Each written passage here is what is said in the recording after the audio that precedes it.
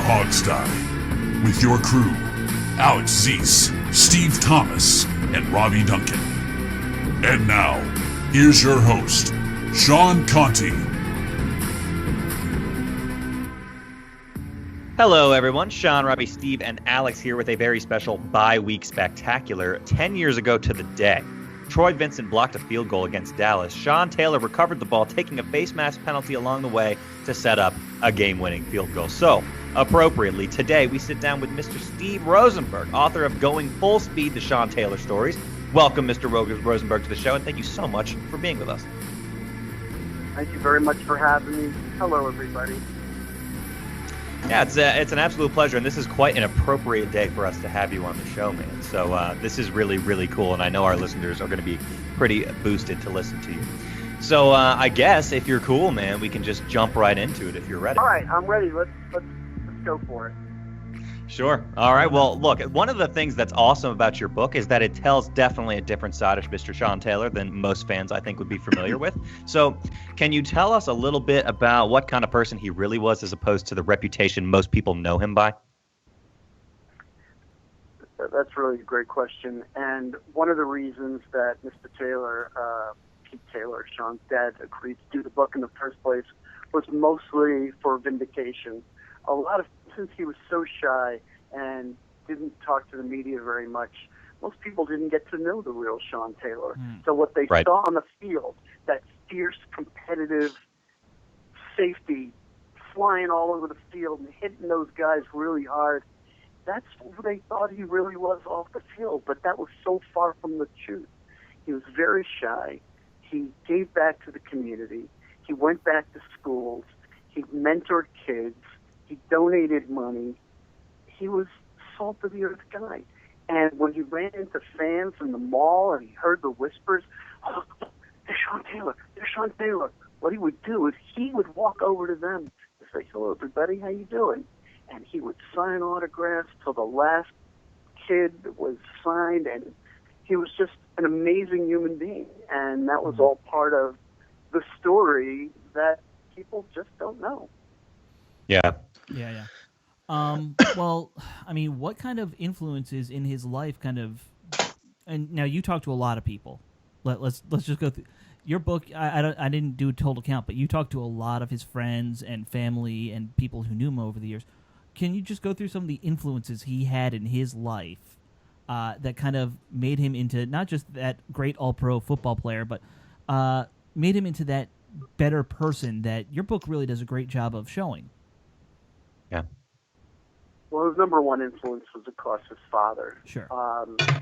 The Taylors were education first, everything else second.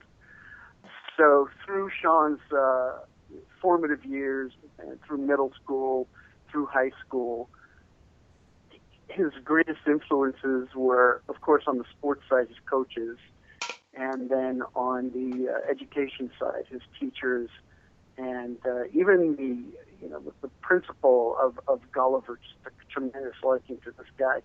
And every single one of these people that I talked to thought that they saw something special in him.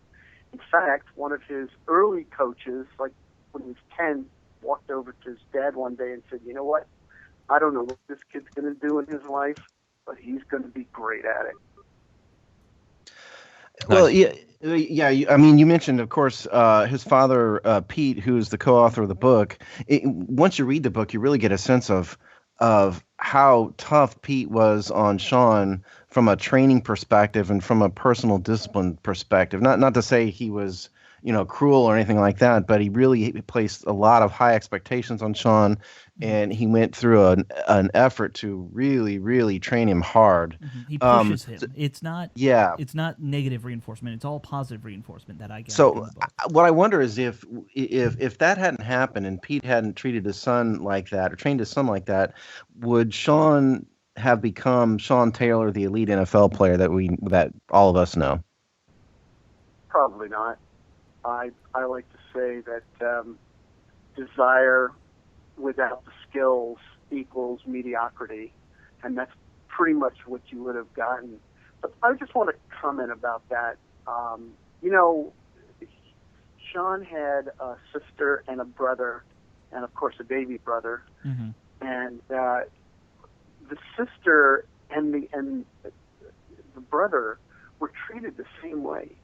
So when they used to go to the mall, basically what he would do is he would stop the car for let's say about 2 miles away from his house and say, "Okay, kids, get out and run home." Oh, God. Wow. So it's not only Sean that he trained. So everybody turned out to be a good athlete. Everybody got the same treatment. Sure. And one more thing I want to say about this. If Pete himself could not do the task, in other words, if he said, "Sean, I want to do 700 sit-ups today," he would be right next to him doing the 700 with him. Mm-hmm. So it's leading by example, okay? So it's very important to understand that Pete would never assign a task to any one of his kids that he himself could not do. Now remember, he was and still is the chief of police of Florida City. He was always in great shape. He learned boxing as a kid, wrestling as a kid. His father taught him the moves. So when Sean wasn't playing football, he had him in a wrestling program or track or basketball. So like I say, I like to think of Pete as the original cross-training coach before cross-training was a thing. You know, if my father had done that to me, Steve. Yeah, and if my father had treated me that way, I would have reported him immediately to Child Protective Services. And this is why I'm 140 pounds and not an athlete. So this is great context. My parents always made fun of me when they saw me run. So. They took a different line. When Sean was very young, Pete noticed that when Sean was running, it's very interesting you say that. When Sean was running, he was big and clumsy, so he would fall. Sean would fall, and he had to work on his footwork, and literally train him how to run. And when he worked on his footwork, he became a much better runner. So it's very interesting that you should say that, because even Pete Taylor recognized that it's about the basics all the way down to the running skills. So that was all part of the program too. No, my parents saw me run. They said, "All right, we're putting you in theater camp." That was their approach. Oh my God. Different kind of parenting, yeah. TMI. Well, yeah, I think the book shows that Sean was the type of kid who kind of had to grow into his own body. But my real question for you is, where did all of Pete's expertise comes from? You go a little bit into the book into Pete's background, and how for religious reasons he wasn't able to play football for a long time. He played a little bit in high school, wanted to play in college and didn't. But at the same time, he was able to break down film with Sean even as a pro.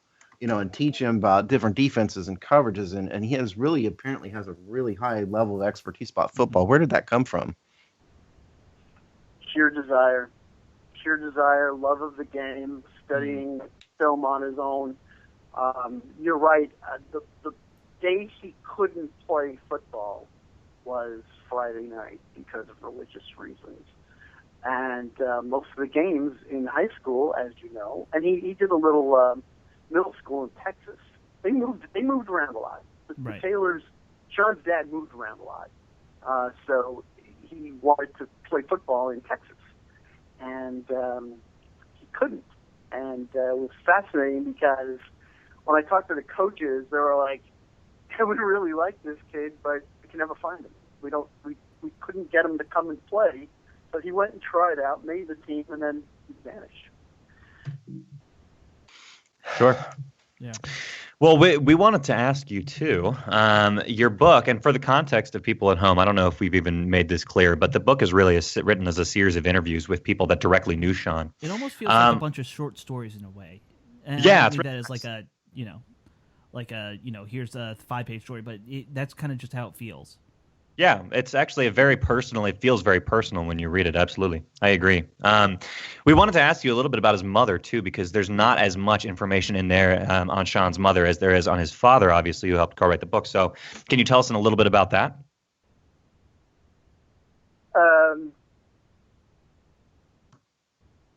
Let's start with the story of how Pete Taylor found out his son was born. And this should hopefully clarify a lot of stuff for you Sure. And then you'll know why Donna Jr., that's his mom's birth mother's name, is not really a big part of this book. Sure. When it was April 1st, 1983, and Pete's doing a little shoot around. Beautiful spring day in Miami. And he's shooting baskets, just, shooting baskets by himself. His uncle comes over and says, "Hey, Pete, come here, I got to talk to you." He goes, "What about?" He goes, "Congratulations, you're a father." I'm a Uh-huh. what? He goes, "You're a papa. You just had a baby girl." He goes, "Look, man, I know today is April Fool's Day, but this is about the worst joke you could possibly play on a guy." Mm-hmm. He goes, Right. "You're right. I'm sorry. It wasn't a girl. It was a boy." And he goes, "If I have a new baby, where's my baby at?" His uncle said, "Connecticut." He said, "Connecticut? I don't know anybody in Connecticut." "Yes, you do." And he hands him the phone number. He says, "If I were you, I would call this number." Mm. And it turns out that it was Donna's grandmother. When Donna was pregnant, she left for Connecticut to go stay with her grandma. And I see. so she didn't even really tell him what was going on. And that was kind of the story of their relationship for 10 years. So they were Sure. never married. And unfortunately, there are, these people that like Pete said, and I'm quoting him, "We had a communication problem. And I don't like any drama in my life." So they didn't really get along. So they really stopped dating after a few months. But in those few months, as you know, anything can That's all it happen. takes. Yeah. Oh, yeah. That's Only all it takes. one night or afternoon. Yep. Well, Or it's a interesting. couple of minutes in my case. Oh my! Now we're getting a little bit too personal, perhaps. No. Well, how involved was his mother with Sean later? Because every time we saw Pete on TV and everything post after Sean's death, it was really Pete that was speaking for the family. Was Donna involved with him in later life too? Yes and no. You have to be a little bit more specific when you say later life. Give me an age. At what age? Let's say once he What are we talking about? let's say once Sean became an adult himself, after he turns 18, He's in the NFL. college, Yeah, he turned high pro. school, or I'm sorry, Yeah. college and the NFL, that age. Did Okay. he kind of So- reconcile his relationship with his mother? He never had a problem with his mother. Hmm. But his mother lived in Fort Myers with the rest of his half siblings. Right. Pete Taylor and the rest of his other half of his family, half siblings, lived in Miami. Right. So they had a distance issue later on in life. However, one of the first things, Sean was wanted to be a peacemaker. He wanted both sides of the family together as much as possible. So, as we said in the book, the first thing he did when he bought his house, the first piece of furniture he bought was a gigantic dining room table so that both sides of the family can meet and have meals at the same time. Because he was torn. Even as a kid, he was torn between his mother's side and the Taylor side.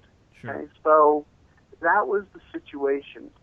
But his mom and his siblings, they all had keys to Sean's place. Mm-hmm. And the Taylors had keys to Sean's place as well. So he used that as the central meeting place for everybody. And they would come and go, and when he wasn't in town, it was cool to have family come over and stay at the house and make sure everything was okay until 2007 when it all went down. Mm. Right. Well, I want to get back to you talked about how his education was really important to his father, and I know they did. You go through the book, some things that his father does, like paying for grades, other stuff like that. But I think the most obvious Paying for aids. Paying for aids. Yeah, Yes. for aids, Well, yeah, I don't think he was getting paid for any C's or D's or anything. But you know what? The kids never did C's or D's because if they were having trouble with any subject at any age, Pete would get tutors to help them out. Sure. That's how committed to education he was. Sure. He didn't want failing grades. And even in middle school, and again, this is in the book, so I'm not saying anything that people can't read. There was a woman, they were giving out academic awards in middle school, and Sean goes to the front of the class and gets his award, and Pete is just beaming ear to ear, and he's listening to these two ladies sitting next to him, and one whispers to the other, you know, usually they don't get academic awards. Usually they're much better at sports. Mm-hmm. And Pete was like, you got to be kidding me.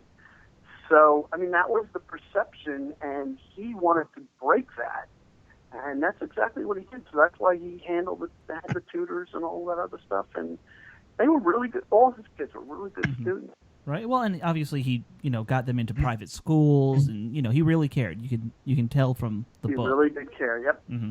Well, not only that, but I'm based on some of the students that you list in your book as being who attend Gulliver. I'm going to assume it's not a cheap school, and Pete was a public servant as a police officer, so I think it shows that he was very dedicated to his children's education, because that's not a cheap thing. I'd like to talk. That's where Pete met O.J. Simpson. We also described that scenario in the book also. Mm. And his kids went to Gulliver, and LeBron's kids went to Gulliver, and D. Wade's kids went to Gulliver, and of course there were lawyers and doctors. Sure. And you're right, it's not a cheap school, but it was elite because of a lot of different reasons. Sports. Well, I'd like to actually go back to O.J. Simpson, because you go into a little bit of detail about O.J. Simpson, and I found it interesting that O.J. actually tried to recruit Sean to USC a little bit. Could you tell us that story? So Pete's sitting in the stands. O.J.'s kid was playing basketball, and he wasn't really all that great at it, by the way.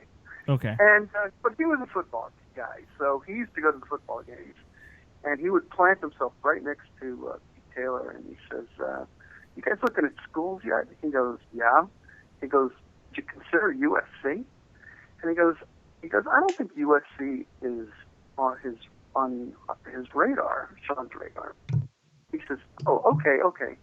So he gets up, he walks away for a minute, he gets on the phone, and he calls the coach at USC. He goes, "I've got this kid here that you have got to see.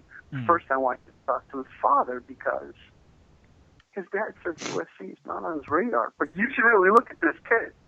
So he puts Pete on the phone with him, and he tries to say, "Okay, well, O.J. Simpson says he's a good football player. He must be a good football player." It's not a bad reference. Would, I gotta say, I am a little surprised by it. He didn't want to go to California. Yeah, I am a little too far away from home. Yeah, right. I'm a little surprised by all that, given that OJ still had clout at USC. Given everything. Oh, you'd be surprised at a lot of things. Yeah, I probably. Don't believe everything you see on TV and then reading the newspapers, my friend. Well, obviously, I think everybody knows now that Sean ended up at the University of Miami. Mm-hmm. I think even observers, distant observers, can see that the University of Miami players have a unique relationship and a unique level of closeness. Can you talk to us a little bit about Miami football and how that influenced who Sean was? Well, the 2000-2001 teams were some of the greatest college football programs of all time. And when you look at the guys that came out of the program, like Ray Lewis and some of the other big names that came out, I think in the 2000 draft class, I believe 18 Miami players went in the first round, if I'm not mistaken. Wow. Could have been 2000 or 2001. I think it was 2000. But yeah, it was powerful. And Sean, in his first year, didn't get a chance to play very much, and that's frustrated at no end, because he was playing behind Ed Reed. Mm-hmm. Right, Ed right. was, That'll hurt your chances. Yeah, it was a behemoth in college. Yeah. So he was relegated to running back, kickoffs and such. But eventually he got his shot, and so he got to see all these great guys. And the locker room at UM was a very special place because not only did they compete against other teams, they competed against themselves. Mm. In other words, one guy lifted 300 pounds, and I'm lifting 310. Really? Well, I'm lifting 320. I ran 5 miles today. Oh, yeah? Well, I'm going to run 6. So it was like who could beat who amongst the teammates. Right. So it was competitive just even there. An amazing environment. Amazing environment. Yeah. So People that's fed what off made each them other. great. Well, what's funny to me is I think the University of Miami has a pretty good academic reputation. As a school that it's hard to get into. It's a private school. The non-athlete students are good students. Yet a lot of those early Miami teams, quite frankly, had some players that were less than optimal on the character scale, I guess, shall we say? Yeah. Doesn't every team? That's fair. That's true. You had a lot. They recruited differently in those days. Sure. They recruited the best of the best. They did a lot of going to and they did a lot of local recruiting too. A lot of kids from South Florida, from all the different high schools, got offers. But yeah, they were questionable. A lot of them were questionable at best.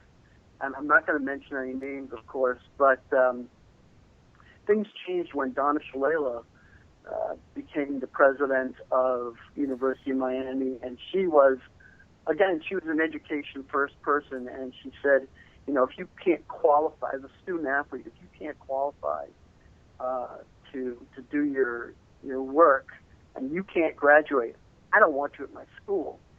And everything changed, and now how many kids come out and of the football program, and get drafted now.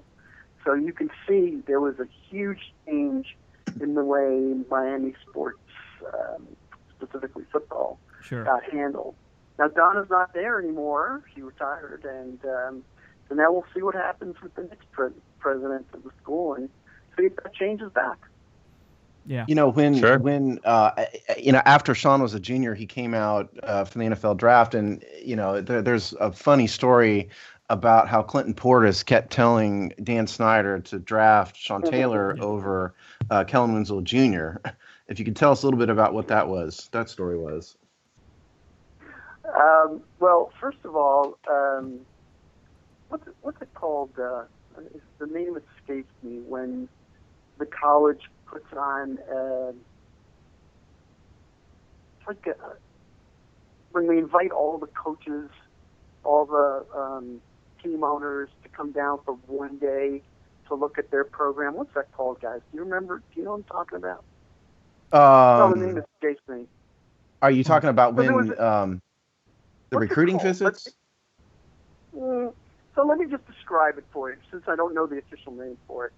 There was one day where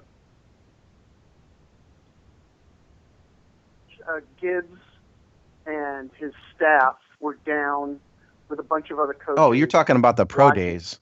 You're talking about Miami for the Miami. There you go. Yeah. Thank you. The pro days, and they were looking at They were looking at a tight end. And his father played in the league. I'm sorry, also his name's escaping me right now. Anyway, they're looking at another guy who got drafted number 6 that year, right after Sean Taylor. Oh my God, what's his name? It's on tip of my tongue. Anyway, so they were looking at this other guy, and they went over to somebody that was familiar with the program and said, "Tell me about this guy." And he goes, "That guy. Why aren't you looking at Sean Taylor? Because we need offense. We need offense." He goes, No. You want Sean Taylor. And they're like, "Well, why?" He says, "Well, watch him." So that was the first time that Gibbs and his staff actually saw him running drills. And then when they went to the national championship game, Dan Snyder was there. And that was the first time he saw Sean play. So the interest was there. So now we'll go back to your question about CP. So he's in the offices over there in Ashburn and at Redskins Park. Right. And he's walking through the hallway and he sees Gibbs. He walks right up to his ear and he goes, "Sean Taylor, Sean Taylor." This is before they made the decision of who to draft. Sean Nice. Taylor. And then he would see Dan Snyder. He walked over to Dan and he goes, "Sean Taylor." Sean Wow. Taylor. So he was literally putting the bug in their ears. Mm-hmm. So then they had this big debate. Who do they want? Do they want the offensive guy or do they want the defensive guy? Sean won. Yeah, and they obviously picked the right player. They obviously picked the right player from a player on the field perspective, despite the tragedy that happened to Sean later. One of the negative things that happened, and it sounds like this is one of the reasons that Pete wanted to write the book, was to clear up what happened to Sean with regard to the DUI case. So I don't want to get into. There were a couple off the field issues that. Yeah. And you do a great job really going into the DUI case. We can also just say the ATV case as well. You go into that in good detail. There are people who, when Sean passed, they wrote some really negative stuff about him. I still haven't forgiven those writers. So why don't you clear it up for everybody, all our listeners? What really was the true story to those two cases? Yeah. I'll do the ATV story first. He had a couple of four-wheelers, ATVs, all-terrain vehicles, for those that don't know what an ATV is. And they were stolen he kept them at a friend's house. Mm-hmm. And they got stolen. And they were taken by this group of for lack of a better word, and it's not my word, a group of gangsters who were known thieves, and they had stolen other property in ATVs and what have you. And what they would do is they would turn around and flip them and sell them. They wouldn't keep them. So they were selling these, higher-end items. So Sean got wind of who took them. So he gets in his car and he rides over to a city called Perrine. Now, Perrine is a suburb of Miami, and it's also not known for its stellar reputation back then. Let's just put it that way. Right. So he actually goes out and he stakes out this guy's house, and he sees the ATVs, behind the guy's house. Mm-hmm. So he gets out, and some guy walks over to him and says, "You really shouldn't be here, man." And he goes, "Nothing." He says nothing. Right. He says, "I told you, you don't need to be here." And he says, "See those ATVs over there? They're mine, and I want them back." So one thing leads to another, and a bunch of other guys sees the confrontation out in front of this guy's house with the ATVs. A bunch of other guys come out from their homes, and all of a sudden, a little ruckus starts. Yeah. Sure. And Sean's friend pulls up right behind him, sees what's going on, and eventually convinces Sean to get the heck out of there, which is exactly what happened. So now they're going back to this guy's house, the house where the ATVs were stored and they were stolen out of. And they go, "Man, can you believe this?" So before you know it, these guys from the street they follow him back to his house, except they have AK-47s, and they start shooting up the house. And they're blasting through the windows, and glass is flying everywhere, and they hit the deck, and they try to get cover. Mm-hmm. And somebody goes, "Call 911, call 911." They call 911, and simultaneously, the guys who were doing the shooting called 911 and said, "We're at this guy's house, and Sean Taylor is shooting at us, and we can't, we just came to talk to him about an incident, and he's shooting at us." So now police cars are flying all over the place, Mm-hmm. and, flying towards the house. And of course it goes over the radio, police radio. Sure. And who's monitoring police radio? Yeah. Newspapers and TV news, right? So Right. they hear that something's going on with Sean Taylor, because of course his name is the one that's mentioned, that he's doing the shooting. The ironic Right. thing is Sean Taylor never, ever owned a gun. Mm-hmm. So it was completely erroneous. And when the press picks up the story and they say Sean Taylor is accused of shooting these guys, it was totally false.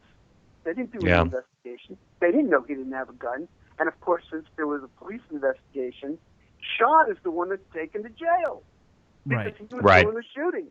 And that's when of course. that famous photo of him, in being booked came out. Right. But he didn't do anything. He was trying to get his ATVs back. What would you do? Yeah, and so that's really exactly opposite. It's opposite of what it's opposite of what the media and what the commonly held perception of Sean really was. I think if you ask the average fan on this, he gets exonerated, and it's like on page 94. Oh, by the way, Sean didn't do anything. You see what's going on here? Mm-hmm. So the press basically builds you up to tear you down. Yeah. And that really pissed off Pete Taylor. I think anybody who's a sports fan, we're kind of familiar with that pattern now with a whole range of athletes. You come out, you're talented, you're good, they love you. Now they're going to look for something to destroy you. We've seen it with a lot of people. Isn't that sad? Sad commentary on today's 24-hour news cycle. All right, now let's jump to the DUI incident. Sean was new in town. He was a rookie. Mm-hmm. And he went out to a birthday party, and all the DBs would hang together, and they would basically, they would go out once a week, here or there, or whatever. So it was a birthday party, and Sean was out, and the party was over. He left early, and he's now, and by the way, once one person would leave, they would come into group and leave as group. That's one thing where they were very, very tight back there. When he first came in, I think it was in 2004, 2005. Drafted in 04. Yeah, drafted in 04. Mm-hmm. So he's on Route 66, which I'm sure a lot of your listeners know where that is. Sure. And he gets pulled over for speeding. Now, there's one, I don't remember exactly what the interchange is, but there's one place where the speed limit goes from like 65 to 55, and if you blink, you miss it. Mm-hmm. So if you're doing 75 miles over, and you miss the sign that says 55, you are now doing 15 miles over, and you're going to get pulled over. Yep. You get pulled over. And the police officer that pulled him over was absolutely belligerent. He was driving, he was a young kid, an African-American kid driving a BMW 750, very high-end car. So right away, the cop goes on the defensive. Sure. Now, where have we heard this story before? Yeah. Oh, yeah. So exactly. He tells him to get out of the car, and he goes, have you been drinking? He said, nope. He said, tell the truth. You've been drinking? He said, I had one drink 4 hours ago. He says, that's so. He goes, how about we do a little breathalyzer test? Now, Sean knows that these, from his father, who's a police officer, knows that these breathalyzer tests, A, can be rigged, and number two, they're not always accurate. So he refused to take the breathalyzer test. Mm-hmm. Sean was not drunk. He had one drink, and he's a big guy. That big body of his can handle one drink that he had at the party. Now, in the state of Virginia, if you refuse a breathalyzer test, they take you to jail, and that's exactly what happened. So they booked him in again, and that was his first booking. So he's now in jail, and they let him out on bond. And he calls his father, and he says, "Dad, I didn't do anything. I I was just, being a jerk." He didn't have to take him to jail, but once again, he wanted that collar of the big superstar. Once he found out who he was, he goes, "I'm taking this guy to jail." And the whole thing was on dash cam. Now, while he's standing there, the police officer was in his car, doing whatever they do. And Sean didn't move. He stood there like a statue. And it was a particularly cold night in October. Mm-hmm. And he's standing there shivering. and he just left them out there for 20 minutes, and it's all on dash cam. Anyway, he came out and started screaming at Sean. And the reason I'm telling you this is because when it went to court and the judge viewed the dash cam video, which they easily could have erased, where have we heard that before? He saw what happened, and he said, "You've got to be kidding me. What in the hell, what provoked you to give him a breathalyzer test?" Anyway, the court case got thrown out. But once again, it made the news that he was taken in for DWI, but do you think it made the news when he was exonerated? Of course not. No. Well, and I'd just like to point out that when you say exonerated, what happened is the case got thrown out by the judge. I mean, it was for a lack of evidence. Steve's a lawyer, so he likes to be exact about these things. Yeah, I mean, it's important to note that the judge didn't buy the case and threw it out. Yeah. We'd like to.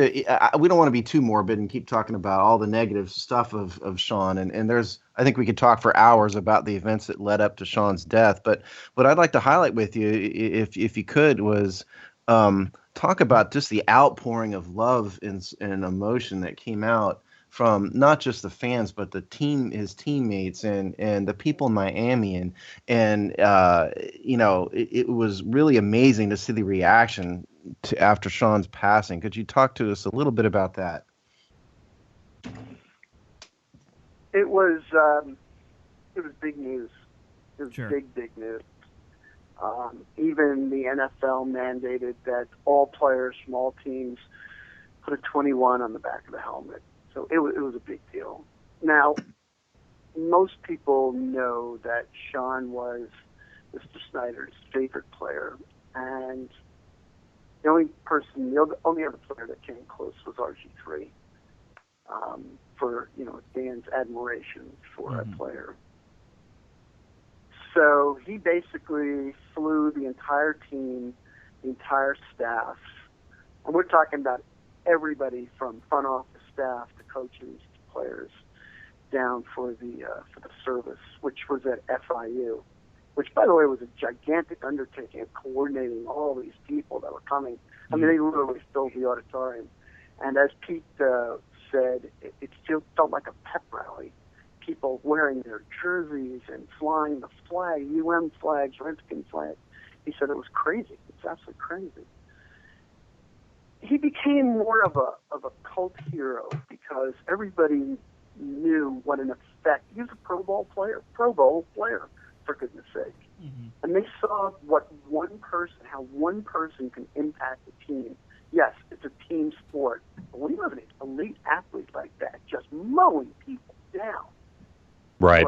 Highly started. And if you go to the stadium today, you still see hundreds of 21 Taylor jerseys. True? Oh yeah. I have not gone a week of my life without seeing somebody wearing one around the streets of DC. So yes. Oh God, yeah. Okay. So like I said, he became a cult hero because it's the mystery of what could have been. And how many times if I had $1 for every time I heard, "Oh my God, if Sean was still playing, how many Super Bowls would we have gone to? I'd be a rich man." So, it's just a matter of people making drawings of Sean as an angel, and I think a lot of fans will remember the T-shirts that Clinton Portis and Sid Hannah Moss wore under their jerseys, lifted up when they scored touchdowns, immediately after. And there were a lot of great tributes. Yeah. And throwing the 21 up in the air, by the way, when they scored, and they had. I mean, they loved Sean. The players loved 99% of the players loved Sean. Well, for the 1%, you'll have to read the book. Yeah, I mean, I personally think Sean was on. I personally think Sean was on a Hall of Fame career arc. If it only continued, it's certainly very sad. Yeah. Sean has a daughter, and I think the fans, the listeners out there, would be really interested to hear a little bit about how the daughter is doing and whether the Redskins are taking care of her. Yeah. Yeah. His fiancée was Jackie Garcia, and she is the niece to Andy Garcia, as many people will know, the actor. And that's right. They just had a great relationship, and They made one beautiful daughter, and every single person that knew them will tell you that Sean changed once his baby girl was born. He was not that, like, go out and party guy anymore. He was staying in steady film, and I don't think I'm going out tonight, Sean Taylor. Right. He was a totally different human being. So that little girl made him a different person. So how is she doing today? Well, she's getting on 8 years old, and she's going to, Gulliver has an elementary school, a middle school, and a high school. That's the high school that Sean went to, his last high school. So she's going to Gulliver, and she has, the quote is she has Sean's legs. She's a very good runner. Wow. So she plays a little soccer just like her mom did. She doesn't fall over while she's running? No, she got it down. And Nice. not as uncoordinated as Sean, her dad. As he started. But she's just a gorgeous, gorgeous girl. I saw her last at the Hall of Fame, Sports Hall of Fame induction ceremony when they posthumously inducted Sean and Pete Taylor to the acceptance speech. And here's something, once again, the generosity of Mr. Taylor. He bought the first, it's in a big banquet hall, and there are hundreds of people at the ceremony, and Snyder bought table 1. So everybody at that table, the entire table was paid for by Dan Snyder.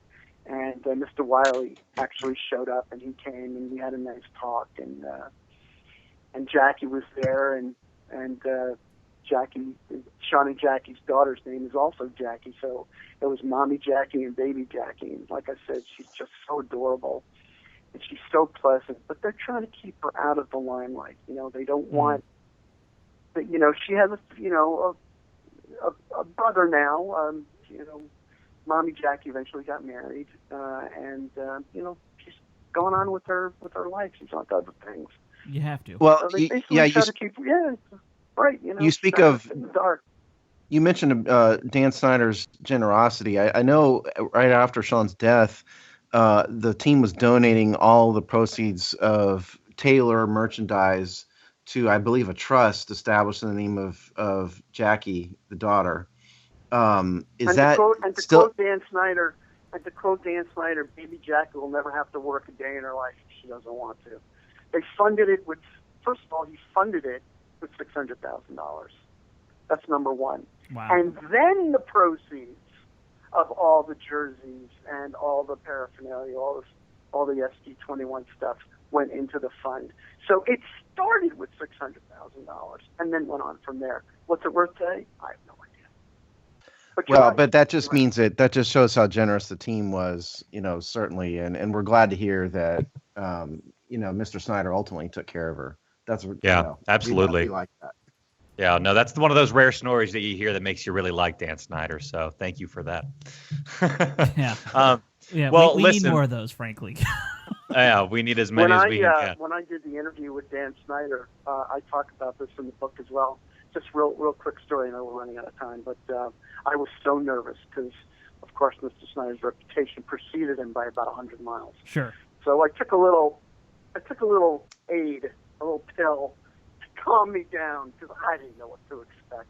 Yeah. Walked into his office. He had lunch. He had Asian food sitting on this conference table, and it was me, Pete Taylor, his wife, this gorgeous wife, Simone Taylor. She's also an amazing person. He did really well with Simone. That's Gabe Taylor's mom. And so we're all sitting in the room, and as we come in, hugs and kisses for Simone. And Pete introduces me, and I say hello, and I'm shaking. I'm literally shaking. So he goes, sit down, eat something. So I look at him and said, Mr. Taylor, you sound like my mother. And he laughed, broke the ice, and I kind of calmed down after that. And he said, well, let's get right into it. So he started telling some unbelievable stories that ended up into the book, and some that didn't. Sure. But for Lent, I mean, the book could have been 700 pages long. We did talk to 40 people, but only 32 stories plus Pete's made it into the book. I know you mentioned that earlier. So yeah, I was kind of wondering, were there people you talked to who you just couldn't put in the book in the end, or? Yeah, it was just too much. Sure. And we really, the original plan was, we sold 10 million books to do a volume 2. But since we didn't hit that 10 million mark, maybe after people listen to this amazing podcast, there you with go, like terrific hosts, that maybe we'll sell a book or two, and maybe we'll get to volume 2. But yes, the cutting room floor is filled with the untold stories. And well, for what it's worth, we've got a amazing bunch of as well. Twitter comments about how people want to buy the book, and they, now as a result of this. So yeah, hopefully you'll sell a few more. Yeah. We will. We'll Amazon.com, definitely. BarnesandNoble.com. Just go there and type in Going Full Speed, and it's in 3 formats: paperback and hardcover, and you can even download it as an ebook if you'd like. Yeah, and that's what I did. I downloaded the ebook, and it really does fly through on the ebooks. I love the ebooks. Yeah, it's it's a great format, and but like I said, that people say people don't buy books anymore. I said they do if they want an autograph in it. Yeah, can't that's autograph an e-reader. This is true. Which, by the way, we're going to be at the Miami Book Fair. Plug. November 20th. We wanted to ask you about that. In the That's Miami great. area. Come down to the Miami Book Fair near FIU. Do you know what? And come meet Pete Taylor and myself. Yeah. What's the address of that? Just so people know. I have no idea. No. Just search Miami Book Fair and you get all the details. Got it. Well, we'll tweet it out for you. We'll I don't blast it even out to know. our Twitter followers. Yeah. Well, you'll have to know soon, so coming hopefully up, figure out before the time you have to we're- actually be there. We're looking forward. Yeah. You know what I mean? Sorry, I didn't hear what you said. You'll have to know soon, so you know where to go. Yeah. Yeah, right. So, if anybody's in the area, come by and say hello to Pete. We're going to be in Author's Row, Section D. Okay. So come look for us, and we're going to have there's 2 books. One is the color photos book, and one is the black and white. If you buy the book on Amazon, you're going to get the black and white book, but if you come to the Miami Book Fair, you'll get one of those rare color ones. There aren't very many left, so please come out and see us. Absolutely. Well, we'll tweet out all that information. Absolutely. So again, this is Steve Rosenberg, and he's author of Going Full Speed, the Sean Taylor stories. Pick it up on Amazon, and you can read it on whatever damn medium you want to read it on. So you got no excuse. Pick it up. Awesome stuff. Thank you so much for being on the show, by the way, Steve. This was awesome. Yeah, it was really Absolutely great. my pleasure. Yeah. Call me anytime. We Thank will. you We'll very stay in much, touch. Maybe gentlemen. we can have you back. Yeah, because we only got through about a half of our questions. Yeah. So- And we really- went 25 Well, if you minutes wanna over do a part how 2, far we volume wanted to. 2, my intent is- Yeah, maybe. All right, Steve, it was very nice talking with you. Take care, man. so much. You guys have a great day. Bye.